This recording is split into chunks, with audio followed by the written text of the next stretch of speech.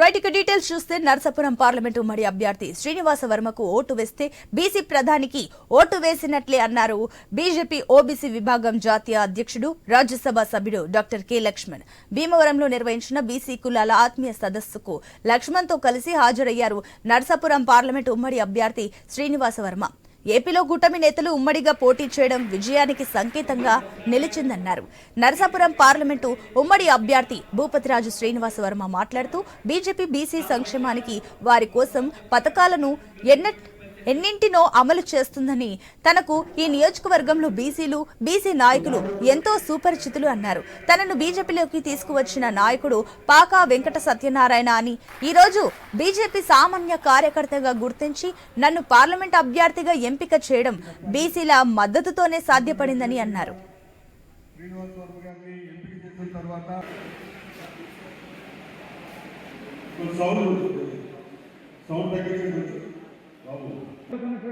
అన్ని కులాలు ఒప్పుకోవాలందరూ కూడా వారి పక్షాన నిలబడలేదు.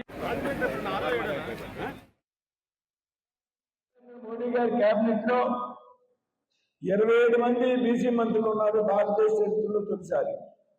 అదేవిధంగా అనేక చేతి వృత్తుల వారికి, బీసీ కులాలకు సంబంధించిన చేతి వృత్తుల వారికి సంక్షేమం కోసం ప్రధానమంత్రి విశ్వకర్మ యోజన కోసం 13,000 కోట్ల రూపాయలు కేటాయించినటువంటి ప్రభుత్వం భారతీయ జనతా పార్టీ ప్రభుత్వం. అలా ఫిషర్మెన్ కమ్యూనిటీకి పెద్ద ఎత్తున ప్రధానమంత్రి కిసాన్ సమ్మాన్ నిధి యోజన ద్వారా పెద్ద ఎత్తున సంక్షేమ పథకాలు కల్పించినట్టు ప్రభుత్వం భారతీయ జనతా పార్టీ.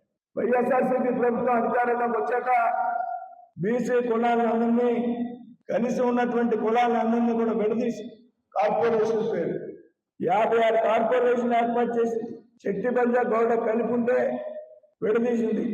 ఇంకా ఏదో యాత శ్రీశైన ఇవన్నీ. ఒక్క కార్పొరేషన్ కి కుర్చీ లేదు, చైర్మన్ కి ఆఫీస్ లేదు. ఇది బీసీలు గౌరవించడం, అవమానించడం అనేటువంటి విషయం ఆలోచన చేయాలి దయచేసి. ఈ 56 కార్పొరేషన్ చైర్మన్ కూడా కుర్చీల్లో, ఆఫీస్ అడ్రస్ లేదు, చైర్మన్ మాత్రం పేపర్ మీద ఉన్నాడు. సోదరి ఉమాబాల గారు నిలబెట్టడం జరిగింది.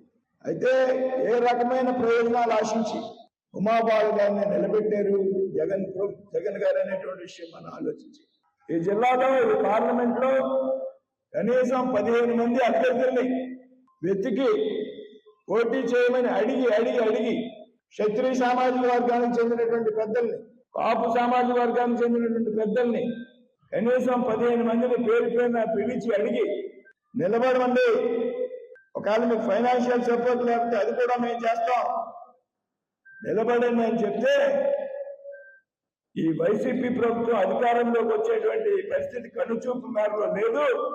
ప్రజలంతా వ్యతిరేకంగా ఉన్నారనేటువంటి విషయాన్ని గ్రహించి ఏ ఒక్కరూ కూడా ముందుకు రానటువంటి సందర్భంలో, ఏ ఒక్కరూ కూడా పోటీ చేయడానికి ముందుకు రానటువంటి సందర్భంలో తప్పనిసరి పరిస్థితుల్లో ఉమాబాల గారిని తీసుకొచ్చి నిలబెట్టిన మాట వాస్తవం కాదా అని నేను అడుగుతున్నాను. ప్రధానమంత్రి నరేంద్ర మోడీ గారి కేబినెట్